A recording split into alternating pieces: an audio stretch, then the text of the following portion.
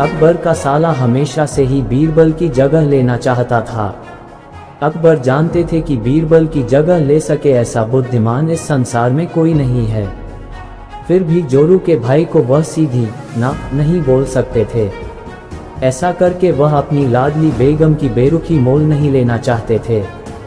इसीलिए उन्होंने अपने साले साहब को एक कोयले से भरी बोरी दे दी और कहा कि जाओ और इसे हमारे राज्य के सबसे मक्कार और लालची सेठ दमनी लाल को बेच कर दिखाओ। अगर तुम ये काम कर गए तो तुम्हें बीरबल की जगह वजीर बना दूंगा।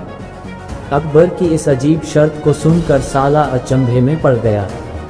वह कोयले की बोरी लेकर चला तो गया, पर उसे पता था कि वह सेठ किसी की बातों में नहीं आने वाला, ऊपर से वह उल्टा उसे ही चूना लगा देगा। हुआ भी यही। सेठ दमनी लाल ने कोयले की बोरी के बदले एक ढेला भी देने से इनकार कर दिया। साला अपना सा मुंह लेकर महल वापस लौट आया और अपनी हार स्वीकार कर ली। अब अकबर ने वही काम बीरबल को करने को कहा। बीरबल कुछ सोचे और फिर बोले कि सेठ दमनी लाल जैसे मक्कार और लालची सेठ को यह कोयले की बोरी क्या मैं सिर्फ कोयले का एक टुकड़ा ही 10,000 रुपये में बेच आऊंगा। ये बोलकर वह तुरंत वहां से रवाना हो गए। सबसे पहले उसने एक दर्जी के पास जाकर एक मखमली कुर्ता सिलवाया, हीरे मोती वाली मालाएं गले में डाली, महंगी जूती पहनी और कोयले को बारीक सुरमे जैसा पिसवा लिया। फिर उसने पिसे कोयले को एक सुरमे की छोटी चमकदार डिब्बी में भर लिया। इसके बाद बीरबल ने अपना भेष बदल लिया और एक मेहमान घर में रुककर इश्तिहार दे दिया कि बगदाद से बड़े शेख आए हैं जो करिश्माई सुरमा बेचते हैं, जिसे आंखों में लगाने से मरे हुए पूर्वज दिख जाते हैं और यदि उन्होंने कहीं कोई धन गाड़ा है तो उसका पता बताते हैं। ये बात शहर में आग की तरह फैली। सेठ दमनी लाल को भी ये बात पता चली। उसने सोचा जरूर उसके पूर्वजों ने कहीं न कहीं धन गाड़ा होगा। उसने तुरंत शेख बने बीरबल से संपर्क किया और सुरमे की डिब्बी खरीदने की पेशकश की। शेख ने डिब्बी के 20,000 रुपये मांगे और मोल भाव करते करते 10,000 में बात तय हुई। पर सेठ भी होशियार था। उसने कहा मैं अभी तुरंत ये सुरमा लगाऊंगा और अगर मुझे मेरे पूर्वज नहीं दिखे तो मैं पैसे वापस ले लूंगा।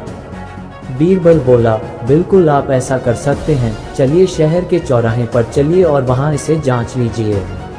सुरमे का चमत्कार देखने के लिए भीड़ इकट्ठा हो गई।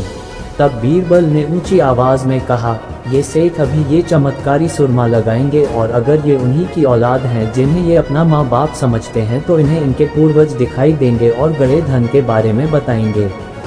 लेकिन अगर आपके माँ बाप में से किसी ने भी बेईमानी की होगी और आप उनकी असल औलाद नहीं होंगे तो आपको कुछ भी नहीं दिखेगा। और ऐसा कहते ही बीरबल ने सेठ की आंखों में सुरमा लगा दिया। फिर क्या था, सिर खुजाते हुए सेठ ने आंखें खोली। अब दिखना तो कुछ था नहीं, पर सेठ करे भी तो क्या करे। अपनी इज्जत बचाने के लिए सेठ ने 10,000 बीरबल के हाथ थमा दिए और मुंह फुलाते हुए आगे बढ़ गए।